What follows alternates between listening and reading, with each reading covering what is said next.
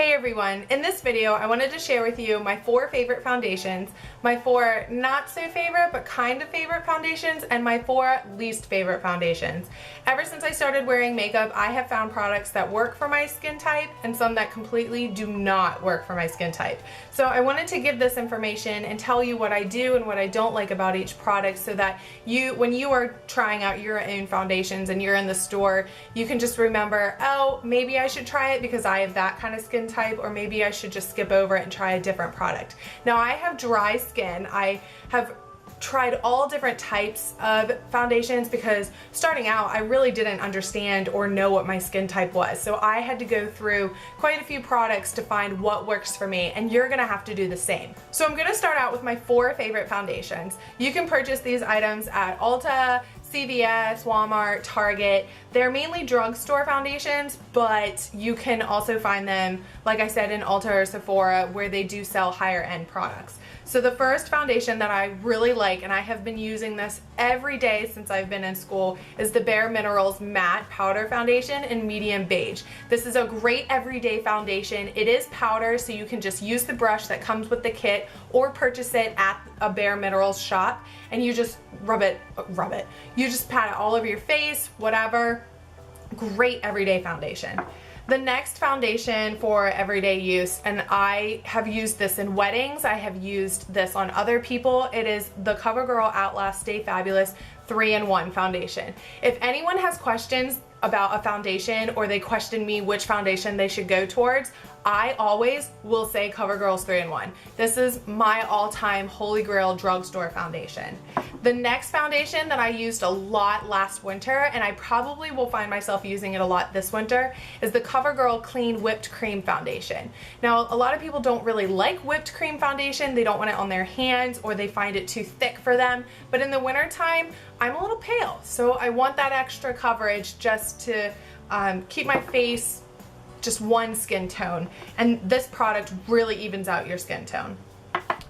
The last favorite foundation of mine is a BB cream. It is Olay Fresh Effects BB cream, and I wear this a lot in the summertime. It is a good, basic, lightweight BB cream. Again, I wear it in the summer, so it does not provide that much coverage, but I like that it's lightweight.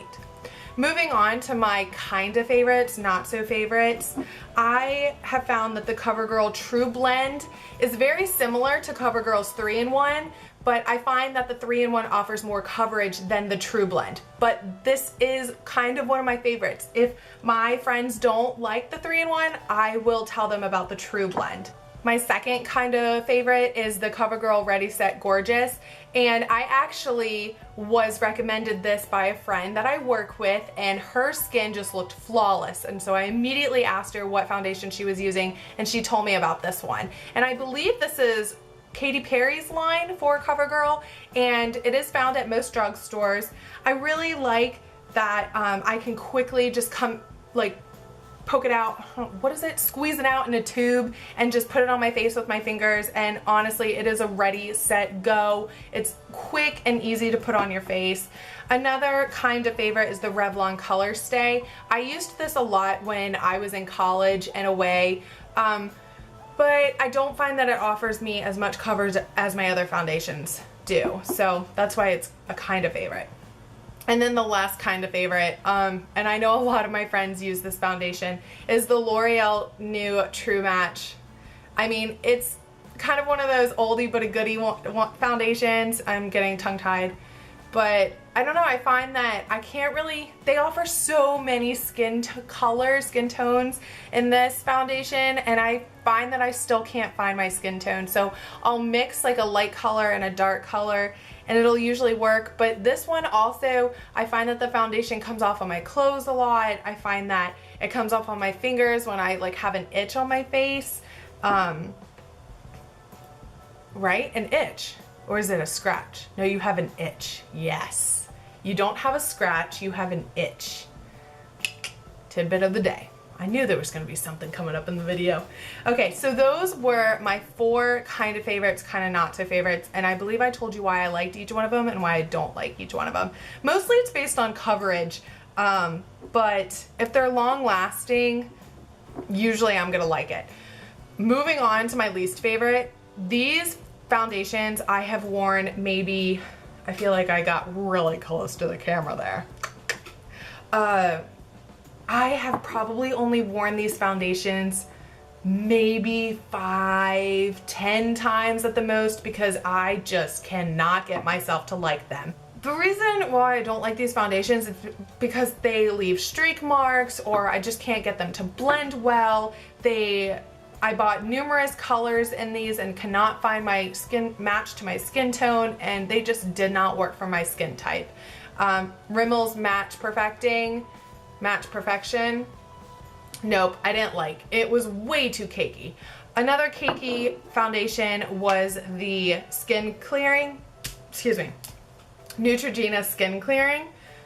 Too cakey, and honestly it didn't clear my skin. I remember I used this product in England because I was broken out a lot in student teaching from stress, and it didn't help at all. So it says it's skin clearing, but it does not work for my skin. And then Revlon's Age Defying makeup. Maybe my mom uses this. Sorry, Mom. I don't know. She doesn't. I don't know what she uses, but it didn't work for my skin tone. It leaves it either streaky or cakey, and not for me. And this is the worst one of them all, was Rimmel's Clean Finish Matte Foundation. And I purchased this because it is a matte foundation and I wanted to reduce the shine on my face, and it just did not happen. So a bonus foundation. I was in Ulta about 3 weeks ago, 4, whatever, and came across an airbrush foundation. The first time I ever used airbrush foundation was last fall for my sister-in-law's wedding, and we fell in love with the look of airbrush. I even went on and found different airbrush kits that you can do at home, and I know a lot of YouTubers will have kits to do at home, but I just don't have the money to purchase those airbrush kits. And I still was obsessing over how flawless airbrush makeup can make you look. I then did airbrush makeup again for another friend's wedding that I was in this past September, and I just, by golly, had to find some way to get this airbrush look on my face. I went to Ulta 4 weeks ago, like I said, and I found Rouge Underground Airbrush Foundation. And I like it, but I don't like it. So I would probably put this in the middle group of my kind of not so favorites. It is a mist airbrush foundation, and it provides tremendous amount of coverage for what's in this little tiny can. It was $28, so it is expensive. I got the first shade. First I got the second shade, and it was way too dark, and I know I just got out of focus right there. But then I went back and got the second shade, or excuse me, I went back and got the first shade. And I like it because it provides the greatest amount of coverage, but I don't like it because it does come off on my fingers, it does come off on my clothes that I've seen. I wore a vest the other day with it, and I could see it coming off on the collar of my vest. I'm in a wedding this weekend, so I have been wearing it a lot to see if I want to put it on for the wedding this weekend, because I'm doing my own hair and makeup for it. We will see.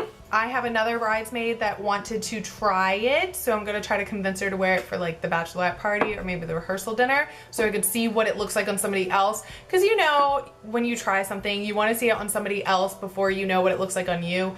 Well, this is vice versa. I know what it looks like on me now, and I want to see what it looks like on somebody else. So we will see, but I hope you enjoyed getting to know what kind of foundations I like and don't like. Please share with me what your favorite foundations and what your least favorite foundations are in the comment section below, and I will be happy to comment back. Take care, guys.